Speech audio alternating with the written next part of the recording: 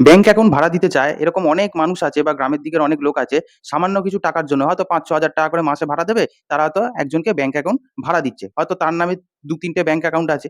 এবার সে একটা অ্যাকাউন্ট কি করলো? একজনকে ভাড়া দিয়ে দিল এবং তার বদলে সে মাসে কিছু ৪-৫ হাজার ৬ হাজার এরকম কিছু সামান্য কিছু টাকা পায়। খবরদার বলছি এই ধরনের কাজগুলো খবরদার করবেন না। ওই দুটো ৪-৫ হাজার টাকা ভাড়া পাওয়ার জন্য নিজের ব্যাংক অ্যাকাউন্ট কোনোদিনও কাউকে ভাড়া দেবেন না। কারণ কি হতে পারে? আপনি হয়তো যাকে বিশ্বাস করে ভাড়া দিলেন, তো ব্যাংক অ্যাকাউন্টটা আপনি হয়তো তাকে ভাড়া দিয়েছেন। কিন্তু ব্যাংক অ্যাকাউন্টটার নাম তো আপনার।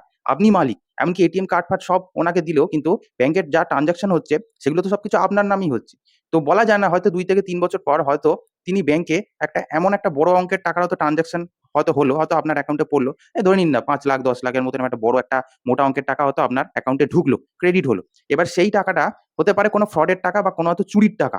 এবার সেক্ষেত্রে কি হবে? আপনার ব্যাংক অ্যাকাউন্টটাও ফ্রিজ হবে এবং আপনার বিরুদ্ধে কিন্তু একটা এফআইআর কিন্তু লজ হয়ে যাবে। আপনি কিন্তু সাইবার ক্রাইমের কিন্তু আন্ডারে কিন্তু অফেন্সে কিন্তু শাস্তি পেতে পারেন। তো এবং এই এফআইআরটা কিন্তু বাইরের স্টেট থেকেও হতে পারে। সেটা হায়দ্রাবাদ, পাঞ্জাব, দিল্লি, মুম্বাই যেকোনো জায়গায় হতে পারে। মানে যে স্টেটের লোকের আরকি চুরির টাকা আপনার ব্যাংক অ্যাকাউন্টে ঢুকবে, তো সেই স্টেটের পুলিশ স্টেশন থেকেই কিন্তু আপনার বিরুদ্ধে এফআইআর লজ হবে।